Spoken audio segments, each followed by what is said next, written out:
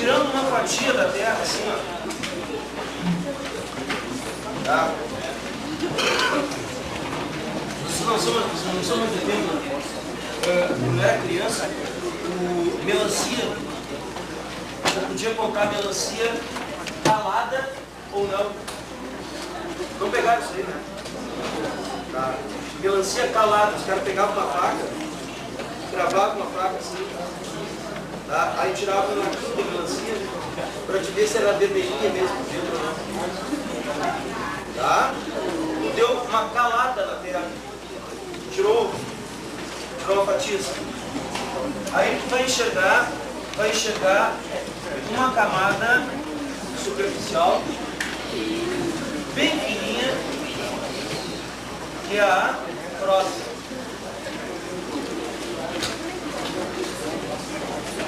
Se tu for examinar direitinho a próstata, tu vai perceber que os continentes, eles são formados por um tipo de rocha.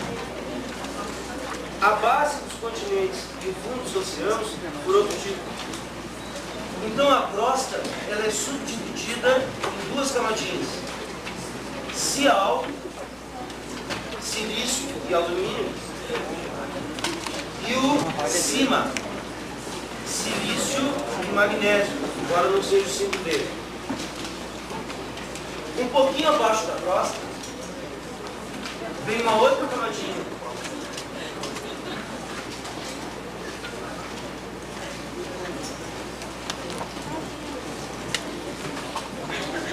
Esse aqui é o manto magmático.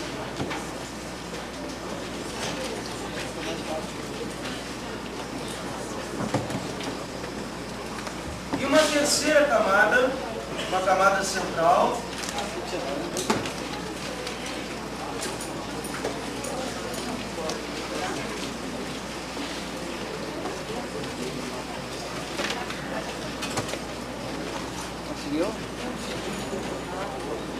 que é o núcleo.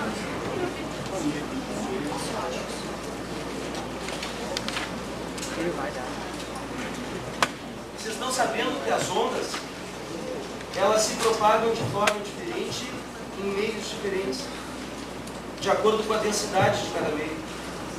Então, estudando a propagação das ondas sísmicas, das ondas dos terremotos, o pessoal calcula que aqui no núcleo exista uma grande quantidade de níquel e de ferro. Então, às vezes, eles se referem ao núcleo chamando de níquel. Ainda há pouco, período anterior eu tive lido, ainda há pouco eu estava separando umas questõezinhas da FUVEST, tá? E ainda há pouco eu estava fazendo gabarito uma questãozinha que se referia ao núcleo chamando de níquel. Tá?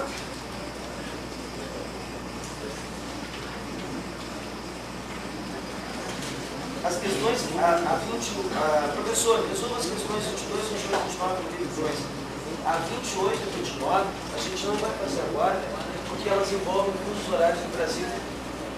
E aí depois, no outro livro, que fala só sobre o Brasil, vai vir um mapa do Brasil, com os fusos horários direitinho, e aí a gente aproveita, que já vai ser mais perto da prova, e já dá uma revisada nessa parte, porque como é uma questão que tem 100% de chance de cair na prova, a gente não pode deixar de revisar mais próximo à data da prova, tá? Por isso que a gente deixou guardadinhas essas aqui, tá bom? Mas continuando aqui, olha só, da superfície até o centro da Terra, a gente tem aproximadamente 6.370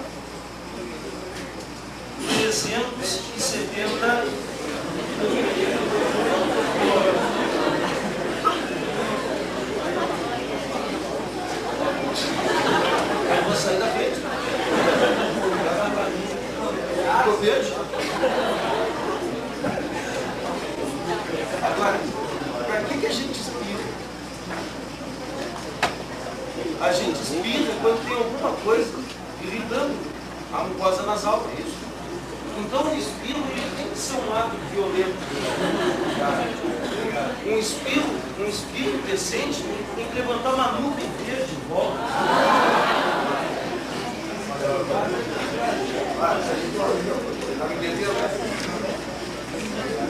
Agora olha só, desses 6.370 quilômetros, a crosta é uma camadinha que varia entre 10 e 60 quilômetros de espessura. Se disserem 5, aceita. Se disserem 70, aceita também. É aproximadamente. Tá? E a gente vai ver o porquê. Por que varia tanto assim? Agora tu compara 6.370 quilômetros. O que são 6.370 quilômetros? Tu pega lá a pontinha da América do Norte, pontinha da América do Sul, dobra. Dá mais ou menos, ou seja, a metade, dá mais ou menos 6.370 quilômetros. Tá? Tu percorreria metade do continente americano. 60 quilômetros. Dentro aí que é Porto Alegre, fica na metade do caminho. Tá. O que significa isso? Quando eu comecei a fazer o desenho, eu garanto que alguns de vocês acharam estranho a crosta tão fininha assim. Que quando a gente pega esse tipo de esquema em livro, a crosta parece uma camada mais grossa. Só que ela é mais fininha do que eu desenhei aqui. Se a Terra fosse uma maçã, a crosta seria mais fininha que a casca da maçã em relação ao recheio. Tá?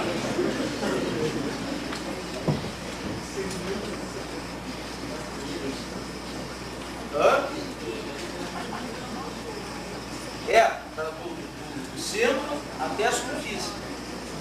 Tá? E a crosta está incluída aqui. Uma vez eles perguntaram isso. Até eu botei um textão. Não sei qual é o textão, tem uma questãozinha que pergunta qual é o raio terrestre.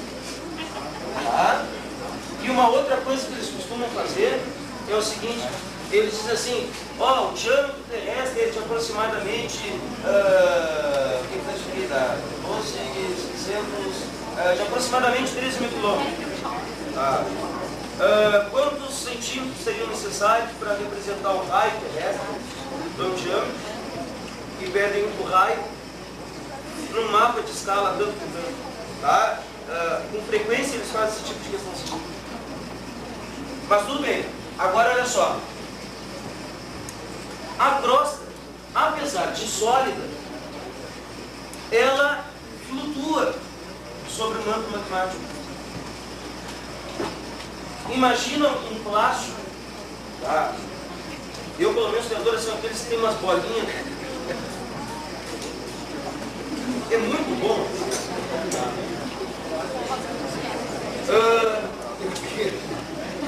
Não, mas é verdade. Mas pega um plástico daqueles, aí pega, bota assim dentro, de cima d'água, ele vai ficar flutuando por causa das bolinhas aquelas. Aí pega uma pedra bem pequenininha e larga em cima. Aonde tu largou, o plástico afunda um pouquinho. Tira aquela pedrinha, pega uma pedra um pouco maior e larga em cima. O plástico vai afundar um pouco mais. Tira aquela maior, vai lá no chão, tá? Mas o esquema da crosta em relação ao manto magmático é a mesma coisa do plástico em relação à água que tem embaixo dele. Como a crosta flutua, onde ela pesa mais, ela afunda mais no manto. Onde ela pesa menos, ela afunda menos no manto. Isso era uma coisa que não caía no vestibular. Mas o pessoal que já fez no ano passado deve lembrar que eu andei falando sobre isso. Eu já venho falando sobre isso há uns 3 anos. Isostasia se chama isso. Eu dava um exemplo assim, ó.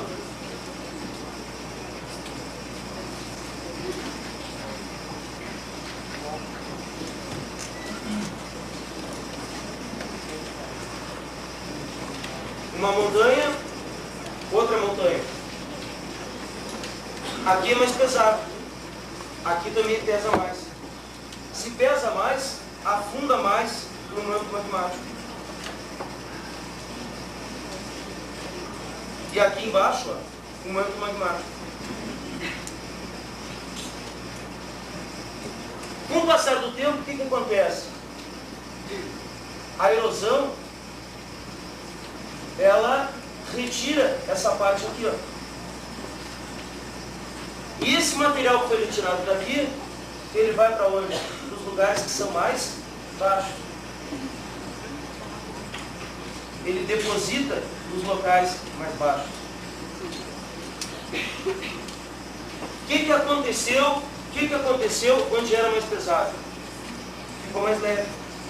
Se ficou mais leve, tende a subir. E nos lugares em que o material depositou, ficou mais pesado. Se ficou mais pesado, tende a descer.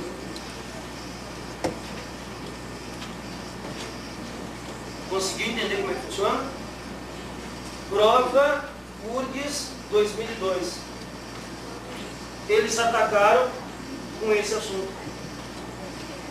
Estava na cara, mais cedo ou mais tarde eles iam bater em cima do sujeito. Tá?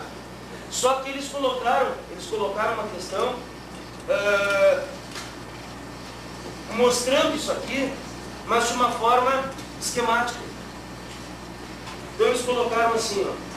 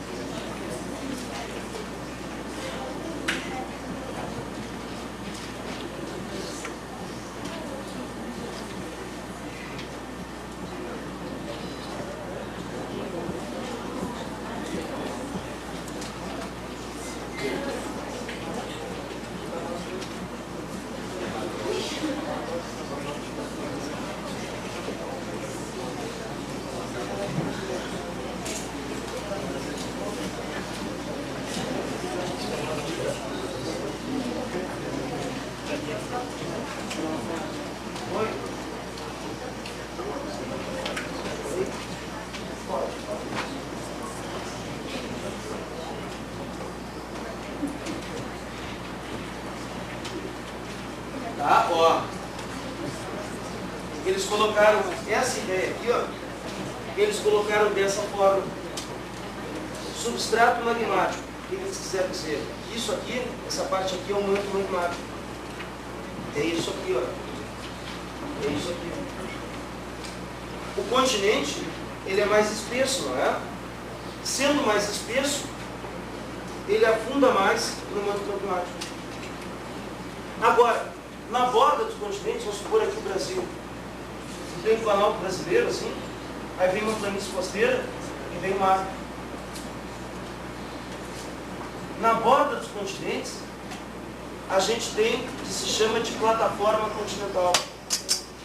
Nas plataformas continentais, não é tão espesso, então não afunda tanto. E no fundo dos oceanos, onde a crosta é bem fininha, afunda bem pouquinho. Isso dá a ideia da isostasia. Tá?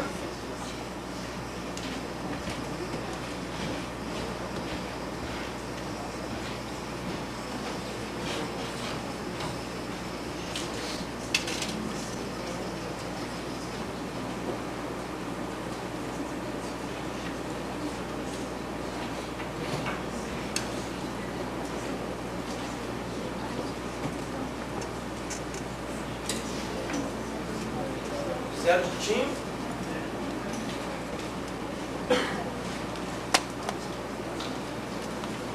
Como é que se chamava aquele continente, aquele único continente que existia na Terra no início?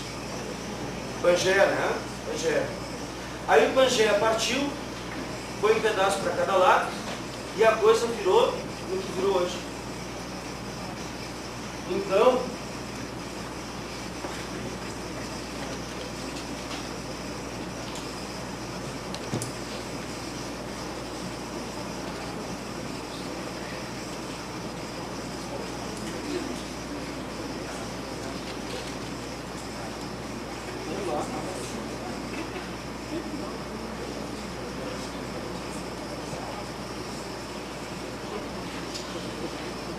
a gente sabe que a América do Sul encaixava na África. A gente comprova isso escavando na América do Sul, escavando na África, e encontrando a mesma ordem de rochas e de fossas, de um lado e do outro. A América do Sul e a África, elas se afastam 2, 2,5, 3 centímetros por ano. Quando a gente fala de geologia, a gente não fala anos, a gente fala milhões, bilhões. Pô, 2,5 centímetros por ano, isso é um movimento muito rápido. Cortando aqui, e dando uma olhada nisso aqui de perfil, assim, ó. Tu vai enxergar o fundo do Oceano Pacífico.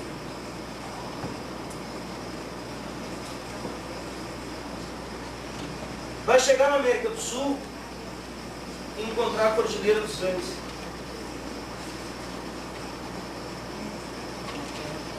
Aí depois vem planícies centrais, tipo o Pantanal Mato Grossense, alguma coisa assim. O Planalto Brasileiro. Uma planície costeira.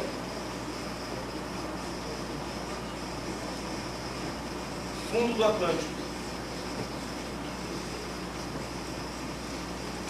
África.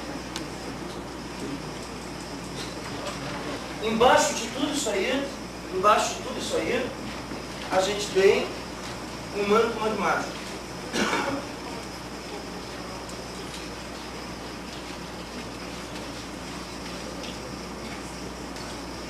Aqui, o Oceano Atlântico, aqui o Oceano Pacífico.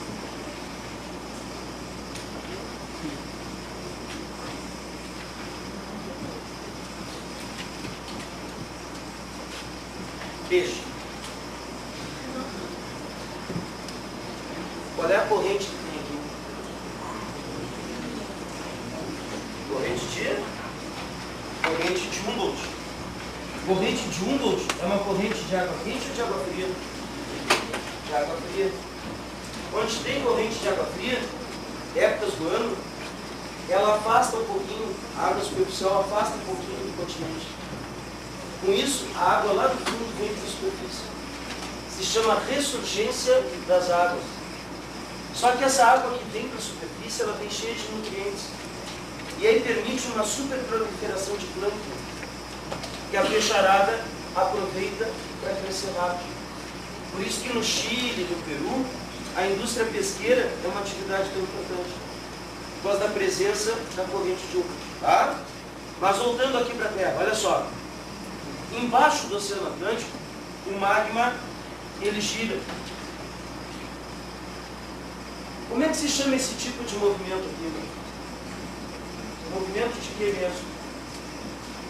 movimento de convecção, não é isso? Esse movimento do magma embaixo do Oceano Atlântico é que empurra a América do Sul para longe da África. Se a América do Sul afasta da África, surge um buraco, um fuio, no fundo do Oceano Atlântico. O magma que está apertadão lá dentro aproveita, sobe e forma vulcões submarinos. Se tu for dar uma olhada no relevo do fundo do Oceano Atlântico, tu vai enxergar em toda essa faixa central aqui, ó, uma cadeia de montanhas submersas que se forma a partir disso aqui. Onde uma placa afasta da outra, a gente tem as chamadas dorsais. No caso, essa é a dorsal do Atlântico. Tá? Mas por outro lado, a América do Sul foi para aquele lado lá. Ela vai colidir com o fundo do Oceano Pacífico. O fundo do Oceano Pacífico, no primeiro momento, ele tenta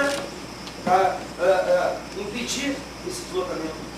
Só que a tensão se torna tão forte que ele acaba dando uma dobradinha e mergulhando no manto magmático. Ele faz isso aqui, ó. Onde uma placa mergulha embaixo da outra,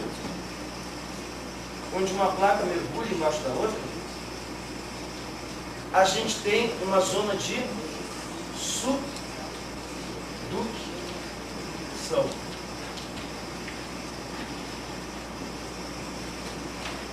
Subducção. Agora, olha só. Isostasia era uma coisa que eles não falavam. Falaram na prova passada, já queimaram essa palavrinha. Dentro desse assunto, ainda tem mais 4 palavrinhas, tá, que eles ainda não queimaram, ainda não botaram em questão alguma.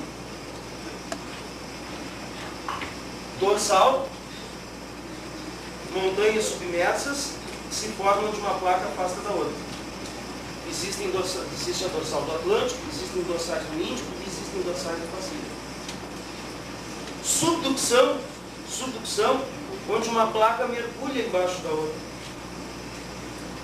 Ocorre sempre que tem um encontro entre duas placas, colisão entre duas placas. Então já são 2 das 4 palavrinhas que não tem lá ainda. E as outras 2, a gente vai ver mais tarde: orogênese e epirogênese. Tá? Então a gente já vai se preparando para isso. Agora tu deve estar pensando assim, por que o Armando fez esse desenho? Porque é o seguinte, a crosta, ela não é contínua. A crosta, ela é toda formada por placas. Essas placas se chamam placas tectônicas. Aqui a gente tem a placa de Nazca. Não precisa saber o nome. É uma placa tectônica. A placa sul-americana, outra placa tectônica. A placa africana, outra placa tectônica. O movimento dessas placas tectônicas, ele dá origem à ação dos agentes internos do relevo. Aos agentes internos do relevo. Qual é o objetivo dos agentes internos do relevo? Desnivelar a superfície. E quais são os agentes internos do relevo? 3. O tectonismo, o vulcanismo e os abalos sísmicos. Onde uma placa afastou da outra, o magma veio à superfície e a gente teve uma atividade vulcânica. Onde uma placa colide com a outra, roçando uma placa na outra, raspando uma placa na outra, vibra tudo. A gente tem atividade sísmica, a gente tem terremoto. Cada vulcão que explode, chacoalha tudo, mais atividade sísmica. E onde uma placa encosta na outra, muitas vezes o magma encontra um caminho até a superfície. Mais atividade vulcânica. Essa história de uma placa empurrar, a outra tentar impedir, forma tensões nessas placas. E dessas tensões, de acordo com a rocha, a placa pode dobrar, ou então ela pode falhar. São as duas consequências do tectonismo. Então percebe que os três agentes internos do relevo, eles não agem de forma separada, eles agem de forma integrada. Tá? Eles estão continuamente agindo, tá? Mas sempre de forma integrada, relacionada. Eles não agem isoladamente. Então, te liga. Isostasia, as dorsais e a subducção. Agora a gente vai começar a detalhar um pouquinho mais cada um dos agentes internos. Tá?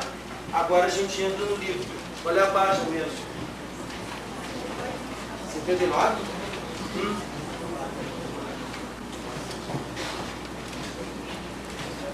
Isso aqui? Movimento de convecção. Tá? O ar sobre uma superfície quente. Ele sobe, esquenta, né? Fica leve, sobe, esfria, desce, esquenta de novo, sobe, esfria, desce. Movimento de convecção. Tá?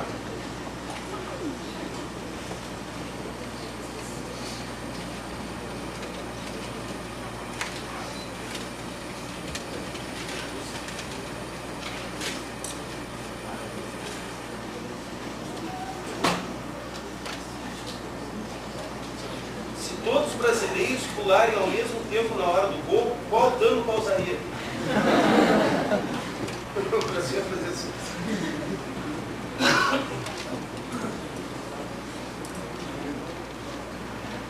Tu sabe? Eles estão fazendo uma usina na China que vai ser maior que Itaipu. Tá. Vai ser a maior hidrelétrica que existe no mundo. O volume de terra, concreto e água do reservatório é tão grande que o pessoal calcula que vai abalar o equilíbrio isostático da região. Tá? Tu imagina o volume de água armazenado. Muito bem. Qual é o primeiro agente interno que aparece aí? Tectonismo?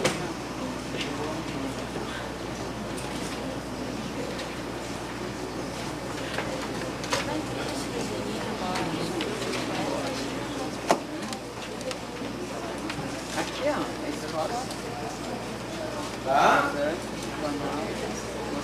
Quais são as duas consequências mesmo do tectonismo? Os dobramentos e os falhamentos. Vamos supor que a gente está lidando com rochas que aceitam ser trabalhadas. Tipo assim, tipo ferro. Ferro é duro, tá legal.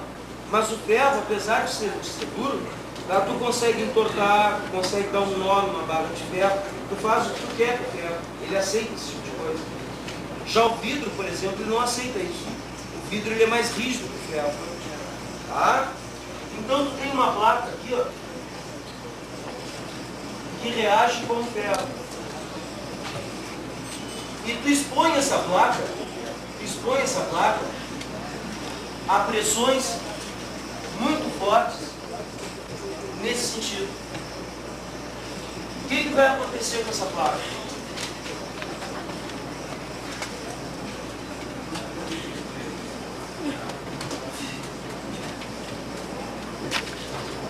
Essa placa vai dobrar. Agora, um dobramento resulta numa corpavinha para baixo e numa corpavinha para cima. Essa para baixo se chama sinclinal, mas nem escreve aí para não poluir. Tá? Não nos interessa. Mas essa corcovinha para cima aqui, essa aqui nos interessa. Ela se chama, tem quadrinho para escrever ali. Ela se chama anticlinal. Anti-clinal. Anticlinal.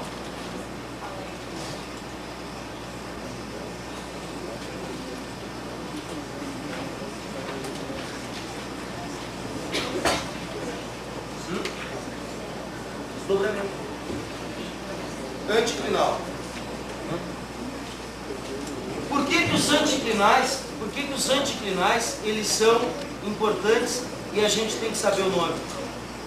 Imagina um lugar tipo a Amazônia há milhões de anos atrás.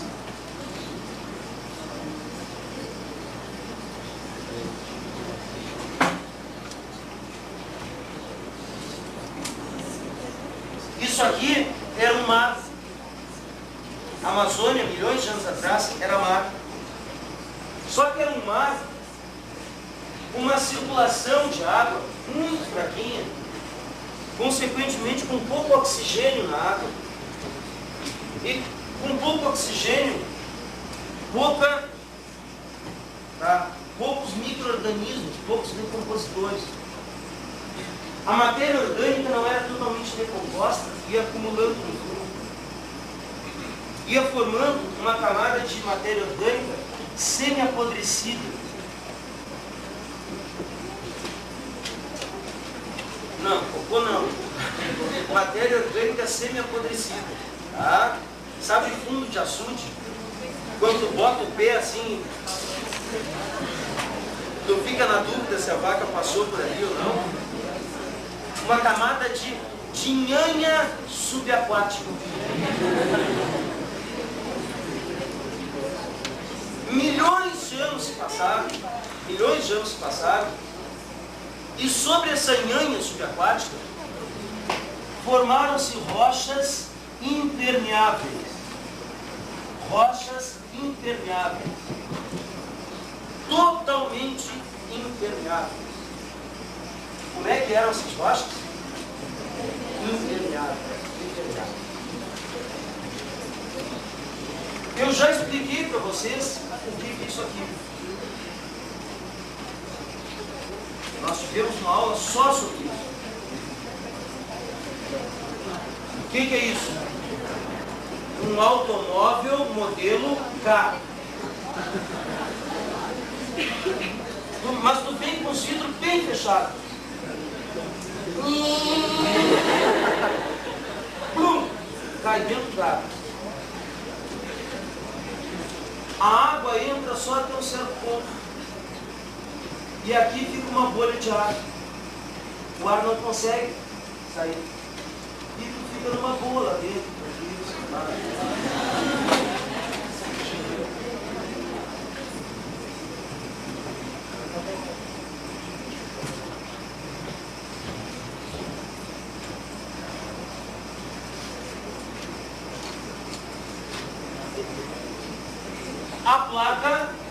A placa dobrou. As rochas impermeáveis dobraram também. E depois de todo esse tempo, aquela nhanha que tinha lá embaixo se transformou já em petróleo, em gás natural. O petróleo vai tentar subir. Vai entrar no anticlinal e vai ficar preso no anticlinal que nem o ar ali. Então, no lado do teu desenho, tu vai colocar uma observação. Ops, ponto composto. Ops, ponto composto.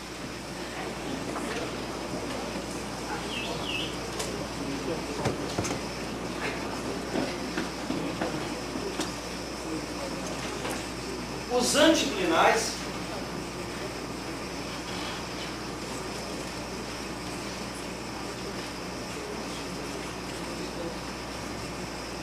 funcionam muitas vezes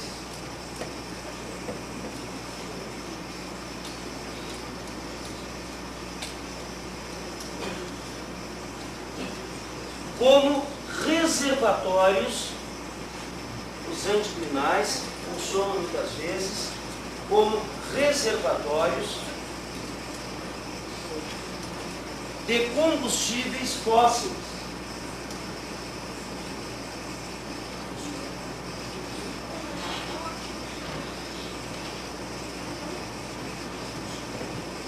Combustíveis fósseis, tais como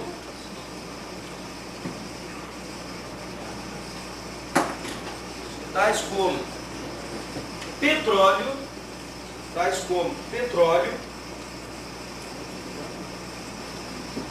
e gás natural.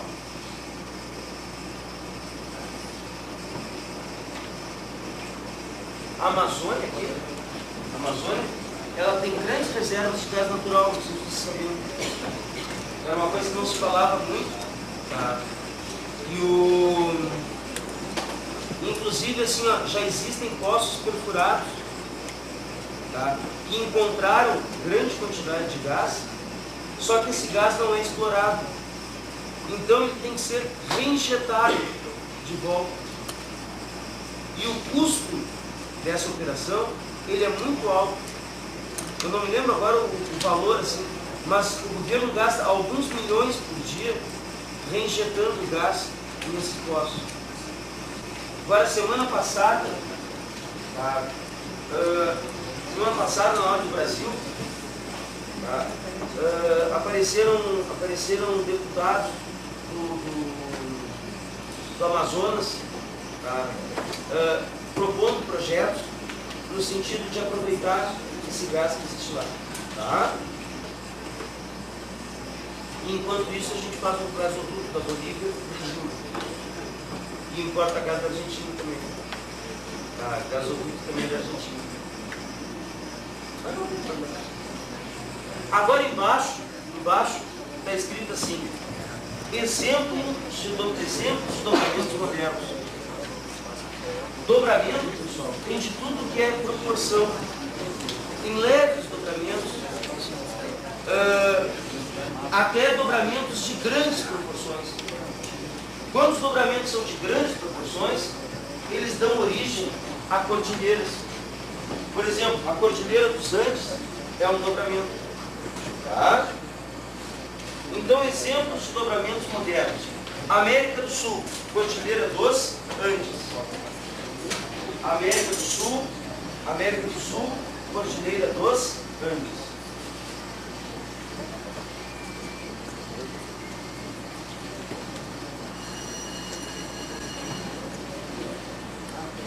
América do Norte, montanhas rochosas. América do Norte, montanhas rochosas.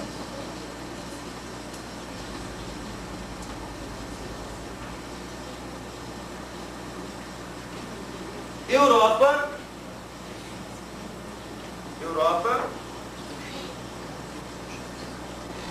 deixa assim, tá? Deixa incompleto, fica mais fácil da gente lembrar.